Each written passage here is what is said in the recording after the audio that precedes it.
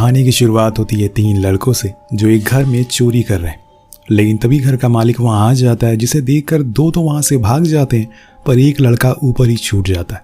इसीलिए वो first floor की छत से कूद जाता है, लेकिन कूदने की वजह से उसकी पैर की हड्डी टूट जाती है, जिसके दर्द से वो तेज चिल्लाता है। पर उसके दोनों दोस्त उसे वहां से जल्दी से घर लेकर आते हैं, जहां हम पीटर नाम के लड़के को देखते हैं जो कार्टून देख रहा है। वो तीनों उसको देखकर गेट को लॉक कर देते हैं और उस चोरी के सामानों को देखना शुरू करते हैं।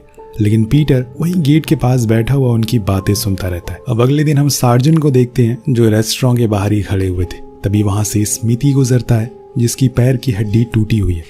वो उसको देखकर कहीं सोच में डूब जाता है। उधर स्मिथी जाकर अपने दोस्तों के पास बैठ जाता है, जहां हम एलन को देखते हैं जो एक रेडियो को ठीक करके उसमें न्यूज सुनने लगता है। लेकिन इतने में वहां पर कुछ अमीर लड़कों की कार आकर रुकती है जो लाउड म्यूजिक चलाने लगते हैं, जिससे एलन रेडियो सुन नहीं पा रहा था। इसीलिए वो उनसे आवाज कम करने को कहता है, पर वो नहीं मानते, जिस चक्कर में उन लोगों के बीच में बहस हो जाती है और वो इतनी ज्यादा बढ़ जाती है कि कब एलन चाकू निकाल लेता है पता ही नहीं चलता। पर इससे उनके साथ आई एक लड़की डर जाती है और आवाज को कम कर देती है। इसी बीच स्मिथी एलन को चाकू को अंदर रखने को कहता है, क्योंकि इन लोगों को दूर खड़ा सार्जेंट देख रहा था। अगर उसने चाकू देख लिया तो ये लोग बुरा फंस जाएंगे। अब ये लोग इसके बाद ये सभी पोर्ट की ओर निकल जाते हैं, जहां पर एलन इन्हें एक न्यूज़ सुनाता है जिसमें एक मेयर के बारे में लिखा हुआ था जो कुछ दिन पहले अपने घर में मरा हुआ मिला। उसकी उम्र 91 साल थी और वो इस टाउन का सबसे अमीर आदमी था। वो कहता है कि हमें उसके घर जाकर एक्सप्लोर करना चाहिए, क्या पता कुछ बढ़िया सी चीज़ हमारे हाथ लग जाए। लेकिन एलन का कहना था कि वो बहुत ही साधारण किस्म का आदमी था, ऐसा लोगों का मानना था। इसीलिए मुझे नहीं लगता कि उसके पास ज़्यादा पैसे होंगे। तो एलन उन्हें बताता है कि सालों पहले मेरे डैड एक ज़मीन खरीदने वाले थे, लेकिन मेयर ने उससे ज़्यादा बोली लगाकर उसे खरीद लिया। अब उनकी बातें सुनकर स्मिथी बोलता है कि हमें वहाँ जाना चाहिए, क्या पता कुछ मिल जाए। लेकिन उसके दोस्त कहते हैं कि तुम्हारा तो पैर टूटा हुआ है, कैसे जाओगे। तो वो कहता है कि मैं एक लड़के को जानता हूँ, शायद वो चलने को तैयार हो जाए। अब अगले सीन में हम एलन को देखते हैं जो अपने छोटे भाई पीटर के पास जाकर पूछता है, क्या तुम हमारे साथ घूमने चलोगे। वो हाँ कहता है, जिसके बाद वो सभी एक अम्यूजमेंट पार्क जाते हैं, जहाँ पीटर निशाना लगाता है, लेकिन उसका एक भी निशाना सही नहीं लगता। तभी एलन खुद उस गेम को खेलता है और उसके 5 निशाने सही जगह लगते हैं। उसके बाद वो सभी बैठकर लड़कियों को छेड़ते हैं और इसी दौरान एलन को वहाँ वही लड़की दिखती है जो उन्हें उस दिन रेस्टोरेंट के बाहर दिखी थी। वो उसके साथ मौका देकर राइड पर चला जाता है, जहाँ उन दोनों के बीच में बहुत बातें होती है। इन लोगों के पास आकर बैठती है, जहाँ एलन उसे कुछ इयररिंग दिखाते हुए कहता है कि तुम्हें इसमें से जो कोई पसंद है तुम ले सकती हो। तो वो हंसते हुए कहती है कि मैं चोरी की चीज़ें नहीं पहनती। ये सुनकर वो सभी हैरान हो जाते हैं और पूछते हैं कि तुम ऐसा कैसे कह सकती हो। तो मैरी बताती है कि मुझे पता है कि तुम लोग किसी ज्वेलरी शॉप के मालिक नहीं हो जो अपनी जेब में इयररिंग लेके घूम रहे हो। उसके बाद वो एलन को अपना नंबर देकर वहाँ से चली जाती है। ये लोग पीटर को लेकर वहाँ से उसी आइलैंड की ओर निकल जाते हैं जहाँ पर उस मेयर का घर हुआ करता था, जिसे वो लोग ढूंढ लेते हैं। पर अंदर जाने पर उन्हें कुछ खास नहीं मिलता, क्योंकि वो बहुत ही पुराना हो चुका था और बस खंडर ही बचा हुआ था। लेकिन फिर भी एलन ऊपर जाकर कुछ और ढूंढने की कोशिश करता है। वहीं दूसरी ओर हम स्मिथी को देखते हैं जो अपने घर पर होता है कि तभी गेट पर सार्जेंट आता है, जिसके हाथ में वही जूता था जो उस दिन उसने उस घर में छोड़ दिया था। जब वो कूदा था तो ये देखकर वो समझ जाता है कि अब वो फंस चुका है, इसीलिए वो सच बता देता है। उधर एलन को ऊपर टूटी हुई टाइल्स दिखती है, जिसके अंदर टॉर्च मारने पर उसे कुछ दिखाई देता है। वो हाथ डालने की कोशिश करता है पर नाकाम होता है। तब वो नीचे से आकर पीटर को आवाज लगाता है और उसे हाथ डालने को कहता है, क्योंकि वो पतला है। और वो उस बैग को बाहर निकालता है जिसमें दोस्तों सोने के सिक्के होते हैं, जिन्हें देखकर एलन बहुत खुश होता है क्योंकि आज उनकी लॉटरी लग गई है। उसे अपने बैग में रख लेता है और फिर वो सभी वहां से जाने लगते हैं। लेकिन उनके आगे खड़ी कार की लाइट ऑन हो जाती है और ये कोई और नहीं था बल्कि पुलिस वालों की कार थी, जिसे देखकर वो सभी भागना शुरू करते हैं। एलन अपने भाई से कहता है कि तुम और एलन यहाँ से निकल जाओ। सार्जेंट का ध्यान भटकाने के लिए वो दूसरी ओर भागना शुरू करता है और ये दोनों बोट की ओर भागने लगते हैं। लेकिन जब पीटर बोट के पास जाता है तो देखता है कि एलन उसे पहले ही स्टार्ट कर चुका है और उसे लेकर निकल भी जाता है। वो उसे आवाज तो लगाता है लेकिन वो फिर भी नहीं रुकता। वहीं दूसरी ओर एलन को सार्जेंट पकड़ लेता है, जिसे लेकर वो स्टेशन आते हैं और बोलते हैं कि अगर मैंने इस बारे में तुम्हारे घर वालों को बता दिया तो वो तुम्हें घर से बाहर निकाल देंगे। तो एलन बताता है कि मेरे डैड अभी बाहर गए हुए हैं, उन्हें आने में काफ़ी टाइम लगेगा। सार्जेंट को पहले से पता था कि उसके डैड फिशिंग का काम करते हैं, वो अभी कहाँ पर है। इसी दौरान वो उससे कहते हैं कि जब मैं तुम्हारी एज का था तब मैं भी ऐसा ही कुछ करता था, क्योंकि जब आप बुरे होते हैं तो आपको पता नहीं चलता कि आप बुरा काम कर रहे हैं और वो कितना बुरा है। पर मुझे एक बात समझ नहीं आई कि स्मिति तो घर पर था, तो कल तुम्हारे साथ वो तीसरा लड़का कौन था? क्या तुम अपने छोटे भाई को भी इस जुर्म में घसीट रहे हो? तो वो साफ साफ मना कर देता है। लेकिन अगले पर हम पीटर को देखते हैं जो अभी भी उसी आइलैंड पर मौजूद है। परेशानी ये है कि वो घर कैसे जाए, उसे समझ ही नहीं आ रहा है। तभी उसे वहाँ कुछ फिशरमैन दिखते हैं जिनके पास जाने से पहले वो उन सोने के सिक्कों को वहीं छुपा देता है और फिर वहाँ जाकर एक डील करता है। वो उन्हें उन चोरी करे हुए सामानों में से एक सिगार का बॉक्स देने का वादा करता है अगर वो उसे दूसरे किनारे पर छोड़ दे। अब वो लोग मान जाते हैं और उसे बोट पर बैठा लेते हैं। इधर जब घर पर एलन आता है तो वो देखता है कि स्मिति और एलन वहीं बैठे हुए हैं, लेकिन पीटर उसे कहीं दिखाई नहीं दे रहा है। इसीलिए वो एलन से इसके बारे में पूछता है तो वो झूठ कहता है कि मुझे लगा कि वो तुम्हारे साथ है। मैंने तुम दोनों का बहुत देर इंतजार किया लेकिन तुम कहीं दिखे ही नहीं, इसीलिए मैं वहां से निकल गया। अब एलन को अपने भाई की फिक्र होने लगी थी, क्योंकि अगर ये बात उसके डैड को पता लगी तो वो उसकी जान ले लेंगे। पर कुछ ही देर बाद वहां पीटर आ जाता है, जिसे देखकर वो बहुत खुश होता है और पूछता है कि तुम कहाँ रह गए थे। तब वो एलन के सामने सच कह देता है कि उसने उसे वहीं छोड़ दिया, लेकिन वो तो उसे झूठा साबित करने में लगा हुआ था। वहीं एलन के दिमाग में एक और बात आती है कि आखिर सार्जेंट को पता कैसे चला कि वो लोग मेयर के घर गए हुए हैं। तब स्मिति बात को पलट देता और बोलता है कि अब ये सब सोचने का कोई फायदा नहीं है, अच्छा है कि हमें से कोई अरेस्ट नहीं हुआ। और इससे ज्यादा खुशी की बात क्या होगी। दरअसल दोनों ही अपने झूठ को छुपाने की पूरी कोशिश कर रहे थे। इस दौरान एलन उसे वो बैग मांगता है, लेकिन वो भी झूठ बोल देता है कि उसने उसे गुमा दिया। लेकिन एलन को अच्छे से पता है कि पीटर बहुत ही चालाक है, वो उससे कल का बदला ले रहा है। अब नेक्स्ट डे हम देखते हैं कि पीटर अपने भाई को लेकर एक पॉन शॉप पर जाता है। दरअसल उसने बता दिया है कि उसने उस बैग को छुपा दिया है क्योंकि उसे भरोसा है उस पर। वहां जाकर उन्हें पता चलता है कि उस सिर्फ एक सिक्के की कीमत $1000 है। तो वो मन ही मन बहुत खुश होता है और आपस में पैसों की बात कर लेते हैं। लेकिन अब उन्हें उस बैग को वापस लेकर आना होगा, इसीलिए एरन और पीटर दोनों ही बोट लेकर आइलैंड की ओर निकल जाते हैं, जहां पर उन्हें एक पेड़ दिखता है जिसके ऊपर पीटर ने एक मार्क बनाया था ताकि उन्हें ज्यादा ढूंढना ना पड़े। उसी के नीचे उन्हें वो सिक्के भी मिल जाते हैं, जिसे गिनने पर उन्हें पता चलता है कि वो पूरे 1000 सिक्के हैं, यानी कि पूरे $1,00,000। ये जानकर पीटर एरन से कहता है कि हमें इसे बेचना नहीं चाहिए क्योंकि इससे सबको शक हो जाएगा और तुम्हारे दोस्तों को भी लगेगा कि लगता है कि तुम्हें वो सिक्के मिल गए। इस दौरान जब पीटर दूसरी ओर देख रहा होता है तो एरन उसमें से 3 सिक्के उठा लेता है और बिना उसे बताए फिर घर जाकर मैरी को मिलने के लिए बुलाता है। उसे मिलने से पहले वो उन सिक्कों को जाकर पॉन शॉप पर बेच देता है। फिर उन पैसों से एक सेकेंड हैंड कार खरीद लेता है। वो बड़ा है लेकिन फिर भी वो बेवकूफ़ है, उससे ज़्यादा दिमाग तो उसके छोटे भाई में है जो हमें साफ दिख रहा है। ज़रूर आगे जाकर कुछ कांड होने वाला है।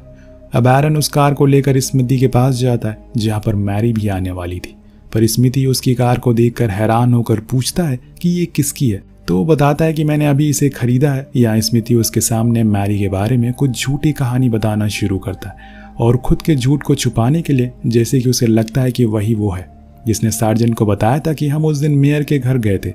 उससे मिलने के बाद वो उसे पता भी है कि हम चोरी करते हैं। लेकिन एरन कहता है कि मुझे नहीं लगता, लेकिन स्मिति पूरी कोशिश करता है कैसे न कैसे करके उसे यकीन दिला दे कि सार्जेंट को उन पर शक है। तभी वहाँ मैरी आ जाती है जिसके पास वो जाने लगता है, पर बीच में उसे जॉन नाम का लड़का कुछ खाने के लिए पैसे मांगता है, लेकिन वो नहीं देता। जिस चीज़ को देखकर वो कहता है कि ऊपर वाला भी कितना अजीब है, हम दोनों साथ में ही जेल गए थे, लेकिन इसके बाहर निकलते ही इसे कार मिल गई और मेरे पास खाने के भी पैसे नहीं है। ये बात वहाँ बैठा स्मिति सुन लेता और उसे अपने पास बैठने को कहता है। उधर एरन मैरी को लेकर पूरे टाउन घूम रहा था, जिसके बाद वो उसे पोर्ट पर भी लेकर जाता है, जहाँ पीटर उसकी कार को देखकर बहुत गुस्सा करता है और उसे कहता है कि तुमने बहुत गलती कर दी है, कि तुमने बहुत बड़ी गलती कर दी है। पूरा टाउन तुम्हारे बारे में जानता है, तुम्हारी औकात नहीं है कार लेने की, लेकिन तुमने मेरी बात नहीं सुनी। तब वो झूठ कहता है कि मैंने ये उन सिक्कों को बेचकर नहीं लिया, खुद की सेविंग से खरीदी है। लेकिन पीटर गुस्से में बोलता है कि ठीक है, मैं अभी जाकर उन्हें गिनता हूँ। उधर स्मिति जॉन को लेकर एलन के पास आता है और उसे वही बात बताता है जो उसने जॉन से सुनी थी, जो एलन को भी अजीब लगती है कि आखिर अचानक से उसके पास इतने सारे पैसे कहाँ से आ गए। इस चीज़ों को पता लगाने के लिए वो एरन के घर पर जाता है, लेकिन वहाँ उसे कोई नहीं मिलता। लेकिन उसे पता था कि चाबियाँ कहाँ रखी है। इसीलिए वो गेट को खोलकर अंदर आ जाता है और खाना खाना शुरू करता है। लेकिन तभी वेंटिलेशन शाफ्ट से कुछ स्क्रू ढीला होने की बार बार आवाज़ आ रही थी। ऐसा लग रहा था कि मानो अभी कुछ देर पहले उसे खोला गया हो। वो जब उसे ठीक करने जाता है तो उसके अंदर उसे एक सोने का सिक्का और एक मैप मिलता है, जिसे देखकर उसे पूरी कहानी समझ में आ जाती है। तभी वहाँ पीटर भी आ जाता है, जिसे वो धमकाते हुए कहता है, क्या तुम्हें पता है कि एक दिन एलन से उसके दोस्त ने झूठ बोला जो उसे पसंद नहीं आया। उसके बाद उसने उसके पेट में चाकू से बड़ा कट लगा दिया। न जाने वो तुम्हारे साथ क्या करेगा। तभी वहाँ एरन भी आ जाता है, जो उसके हाथ में उस मैप को देखकर डर जाता है और पूछता है कि ये तुम्हें कहाँ से मिला। तो स्मिथी कहता है कि तुम दोनों ने हमसे झूठ बोला, लेकिन क्या तुम्हें पता है कि अगर ये बात एलन को पता लगी तो क्या होगा। दूसरी ओर हम एलन को देखते हैं, जिसके पास सार्जेंट आकर कहता है, क्या तुम्हें मैं कहीं छोड़ दूं। तो वो कहता है कि लगता है कि आप मेरा पीछा कर रहे हैं। पर सार्जेंट कहता है कि ऐसा कुछ नहीं है, मैं तो इस जूते के बारे में पता लगाने की कोशिश कर रहा हूँ। अब स्मिथी के उस जूते को देखकर वो समझ जाता है कि ज़रूर कुछ न कुछ तो गड़बड़ है। वहीं घर पर स्मिथी अपना हिस्सा मांगता है, वरना वो एलन को सब बता देगा। तो एरन कहता है कि ठीक है, अब इस खजाने के 3 हिस्से होंगे, लेकिन उसे तो पूरा आधा हिस्सा चाहिए था। अभी एरन देखता है कि एलन घर के करीब आ रहा है, इसीलिए वो उसकी शर्त मान जाता है और फिर उस मैप को जला देता है, क्योंकि पीटर को तो रास्ता पता ही था। लेकिन क्या ये उसने सही किया, क्योंकि पीटर बहुत ही शातिर लड़का है, वो तीनों को आराम से बेवकूफ़ बना सकता है। इतने में एलन आकर कहता है कि क्या तुम लोग मुझे कुछ छुपा रहे हो, जिसके जवाब में एरन उसे बताता है कि अब वो इस काम को छोड़ रहा है। तब वो थोड़ा शांत होता है। उसे तो लगा था कि उसके दोस्त ने पुलिस को सब कुछ बता दिया है, लेकिन हमें आज एक घर को लूटना है, उसके बाद हम इस काम को छोड़ देंगे। सभी मान जाते हैं और फिर बोट से उस घर के पास जाते हैं। अंदर जाने पर एलन उनसे कहता है कि मैं नीचे रहूंगा, तब तक तुम लोग ऊपर जाकर सब कुछ उठा लेना। लेकिन असल में दोस्तों ये एलन का प्लान था। उनके जाने के बाद वो पुलिस को कॉल कर देता है और खुद वहां से बोट लेकर निकल जाता है। उसके जाने के कुछ ही देर बाद पुलिस उन सभी को रंगे हाथों पकड़ लेती है और कार में बैठा देती है। तब एरन अपने साइड वाली कार में मैरी को देखता है। ये घर उसी का था और उसे ये जानकर बहुत ही शर्मिंदगी महसूस होती है। उधर हम एलन को देखते हैं, जिसकी बोट खराब हो चुकी है, इसीलिए वो उसे ठीक करवाने एक मैकेनिक के पास जाता है, जो वो सिगार पी रहा था जो उस दिन पीटर ने उसे दी थी। यहाँ से दूसरी साइड ले जाने के लिए एलन उस सिगार को पहचानता है, क्योंकि उसने ही उसे चुराया था। इसीलिए वो उसे पूछता है कि आखिर ये तुम्हें कहाँ से मिली। इधर पुलिस स्टेशन में सभी से छानबीन होती है। तब स्मिथी से पूछा जाता है कि तुम्हारे पास ये गोल्ड कॉइन कहाँ से आए। अपने पैर पर बने एक मैप को दिखाता है और बताता है कि यहाँ पर आपको और भी सोने के सिक्के मिलेंगे, लेकिन उसके बाद आप मुझे छोड़ दोगे। तो सार्जेंट मान जाता है और उसे लेकर निकल जाता है। उसे देखकर एरन कहता है कि सारा सब कुछ चला गया हमारे हाथ से, लेकिन पीटर कहता है कि ऐसा कुछ नहीं होगा, उसे वो गोल्ड कभी मिलेगा ही नहीं। इसी दौरान हमें पता चलता है कि उस पॉन शॉप के ओनर ने पीटर की बेल करवा दी है। उसके पास और पैसे नहीं थे कि वो एरन को भी छुड़वा सके और वो उनसे कहता है कि मैं एक मामूली आदमी हूँ, लेकिन तुम दोनों ने मेरा काफ़ी प्रॉफिट करवाया, इसीलिए मैं यहाँ आया। अगर तुम्हारे पास कुछ और है तो वो मुझे बेच दो, तो मैं तुम्हारी भी बेल करवा दूंगा। तो एरन उसे अपनी कार बेच देता है। उधर हम स्मिथी और सार्जेंट को देखते हैं, जो उसी आइलैंड पर पहुंच जाते हैं, पर उन्हें वहाँ कोई भी सिक्का नहीं मिलता, जिस चीज़ को देखकर सार्जेंट बहुत गुस्सा करता है और उसे वापस चलने को कहता है। उस दौरान वहाँ पर एलन भी मौजूद होता है, जो उनकी बातों को सुन लेता है।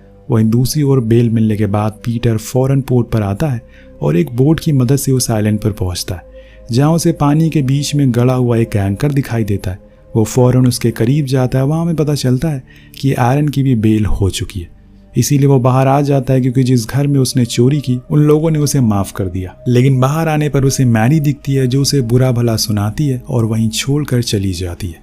लेकिन इस समय एरन के लिए सबसे जरूरी है अपना छोटा भाई, जिसके पास वो जल्दी से पहुंचना चाहता है, जो वहां पर पहुंच गया जहां सोना है। पानी का बहाव कुछ देर के लिए कम हो गया है, इसीलिए उसे अब वो एंकर दिखने लग गया है, जिससे उसे आसानी होगी गड्ढा खोदने में।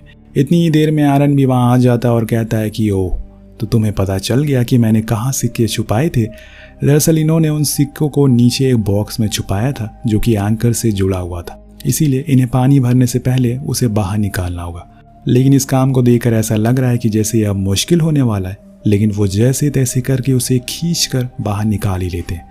इतने में उन्हें पीछे से एलन की आवाज़ आती है, जो बंदूक लिए खड़ा था। उसे सब कुछ देख लिया और बंदूक देकर एरन उसको वो बॉक्स दे देता है। लेकिन जैसे ही वो उस बॉक्स को खोलता है, एरन एक डंडे से उसके ऊपर वार करता है, पर इतने में उसके हाथ से बंदूक चल जाती है, जो पीटर को छू कर निकल जाती है।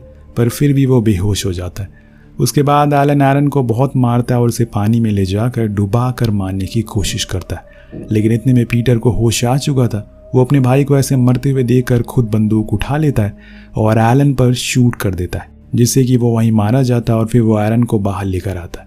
जब कुछ देर बाद वो होश में आता है तो दोनों उस बॉक्स को अपने पास रख लेते हैं और अंधेरे होने के बाद एलन की लाश को ले जाकर समुंदर के बीच फेंक देते हैं ताकि किसी को कुछ पता ही ना चले।